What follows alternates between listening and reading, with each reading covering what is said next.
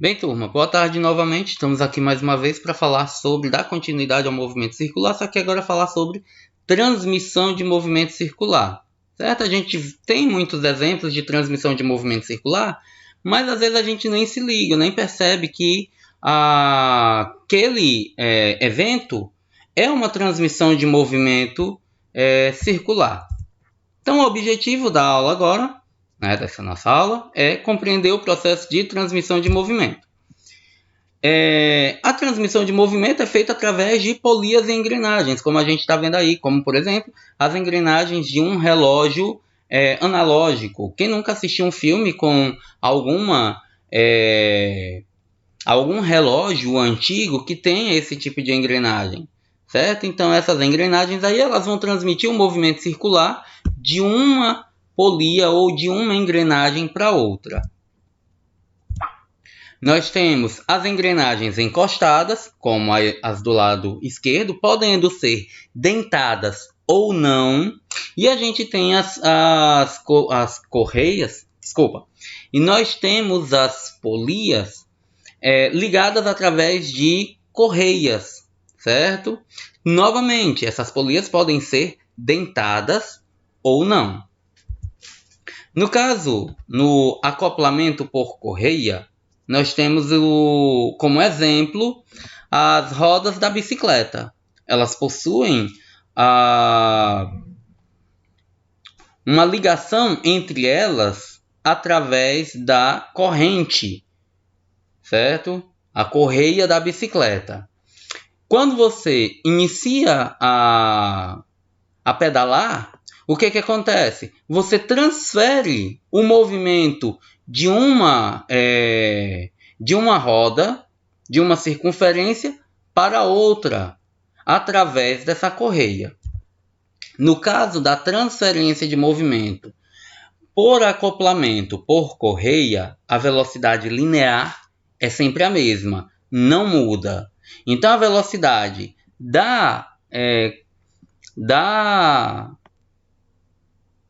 da circunferência da polia A é igual à velocidade linear da polia B. Mas a velocidade linear a gente já sabe calcular, que a gente já viu na aula passada. 2πr vezes f. Lembra quando eu mostrei a formulazinha para vocês? 2πr sobre t. Mas a frequência e o período, elas são inversamente proporcionais, né? Uma é o inverso da outra, então no lugar do 2πr sobre t, eu posso colocar 2πr vezes f. Então fica 2πRA vezes FA para a polia A, igual a 2πRB vezes FB da polia B. Lembrando, o R é o raio e o F é a frequência. 2π com 2π, a gente pode cancelar, porque é o mesmo valor. Sobrou apenas quem? Raio de A vezes a frequência de A. RA vezes FA igual a RB vezes FB. Isso, a velocidade linear é sempre a mesma, é sempre constante. Há uma transmissão de movimento circular, onde no acoplamento por correia a velocidade linear é a mesma. Porém, o período de A é maior que o período de B. Por quê? Porque o raio dele é maior. Se o raio é maior, isso faz com que ele demore mais para dar uma volta completa. Então, fazendo com que o período de A seja maior que o período de B. Como consequência, se frequência é inverso do período, então a frequência de A é menor que a frequência de B. Ou seja, ele dá menos volta por unidade de tempo do que a polia B. E, como consequência também, a velocidade angular de A é menor que a velocidade angular de B. Lembra? A velocidade angular, 2π vezes f. Então, a velocidade ela é diretamente, a velocidade angular é diretamente, tanto angular como a linear. Elas são diretamente proporcionais à frequência e inversamente proporcionais ao período. Se a frequência é menor, a velocidade angular também vai ser menor. E o período é maior. Quando nós temos o acoplamento por roda dentada, a gente vai ter a mesma coisa. A transmissão de movimento ela vai acarretar no mesmo raciocínio da velocidade linear. A velocidade de A é igual à velocidade de B, que também vai ser igual à velocidade de C. Nesse caso, a gente só vai considerar aí o A e o B, tá bom? Para efeito de raciocínio. Então, velocidade linear de A é igual à velocidade linear de B. 2π RA vezes FA é igual a 2π RB vezes FB, o mesmo raciocínio anterior. 2π com 2π a gente cancela, sobrou apenas quem? Raio de A vezes frequência de A igual a raio de B vezes frequência de B. Nesse caso, o período de A é menor que o período de B. Por que o período aí, nesse caso, vai ser menor? Porque agora o A tem um raio menor, o que faz com que ele dê uma volta mais rapidamente. Então, o período dele acaba sendo menor. Como o raio dele é menor, ele vai dar mais voltas através da circunferência, certo? Se o período é maior, se o período de A é menor, a frequência de A é maior. Eles são inversamente proporcionais. E, como consequência, a velocidade angular de A também é maior que a velocidade angular de B, devido a ele possuir um raio menor. Tudo está baseado na questão do raio aí da circunferência. E o terceiro é o acoplamento por eixo. Nesse caso do acoplamento por eixo, a velocidade angular é a mesma para as duas polias. Tanto a velocidade angular de A como a velocidade angular de B é a mesma. Como consequência, o período de A e o período de B são iguais, assim como a frequência de A e a frequência de B.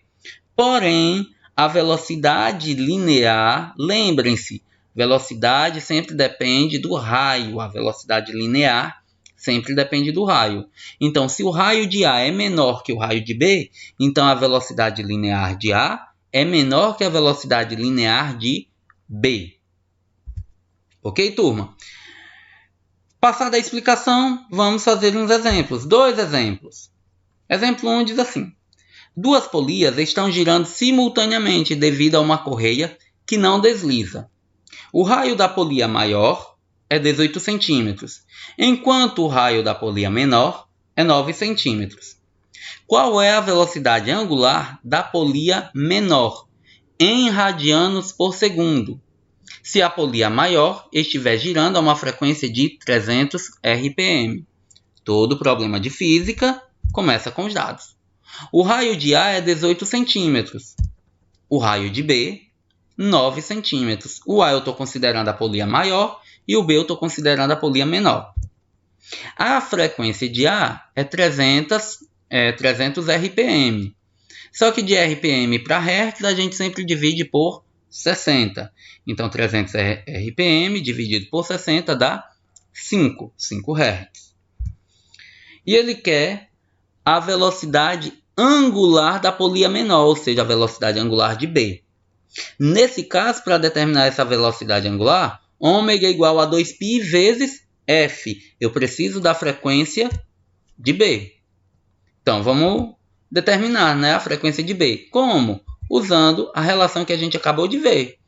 RA vezes FA igual a RB vezes FB. Pode ser também, em alguns livros vocês encontram, no material que eu disponibilizo para vocês, R1 F1 igual a R2 vezes F2. Tanto faz, tá bom? O raio de A, 18, vezes a frequência de A, que a gente converteu, 5 Hz. Igual a raio de B, é 9, vezes a frequência de B, que é o que a gente quer determinar. 18 vezes 5, 90. O 9 que está multiplicando passa para o outro lado dividindo. 90 dividido por 9 dá 10. Então, a frequência de B é 10 Hz. Observa que o B tem um raio menor e a frequência dele é maior. Mas ele não quer a frequência, ele quer a velocidade angular. Então, a velocidade angular de B é 2π vezes a frequência de B. A frequência de B a gente acabou de achar, é 10. 2π vezes 10 é igual a 20 π radiano por segundo. Por que eu não converti esse π em 3,14? Porque o problema não me pediu. Tá bom, turma? Só convertam quando o problema pedir. Ou então, quando uma das alternativas mostrar para você que você tem que converter o π em 3,14. Exemplo 2 diz assim: como exemplo, podemos citar duas polias ligadas por uma correia, com raios de 20 e 50 centímetros cada. A polia de menor raio gira com uma frequência equivalente a 50 Hz. Com qual frequência a polia maior estará girando? Primeira coisa, sempre anotar os dados. Ele fala que o raio de A é 20 centímetros e o raio de B 50 centímetros. A polia de menor raio gira com uma frequência equivalente a 50 Hz, ou seja, a frequência de A é 50 Hz.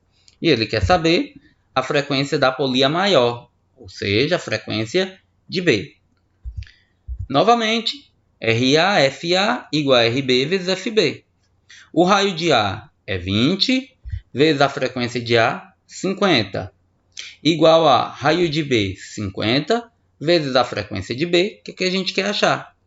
20 vezes 50 é 100, o 50 está multiplicando, né, do lado direito, passa para o outro lado dividindo. 100 dividido por 50 dá 20. Então, a frequência é exatamente 20 Hz. Turma, façam a atividade proposta. Um grande abraço em todos e até mais. Qualquer dúvida, podem me perguntar. Abraço!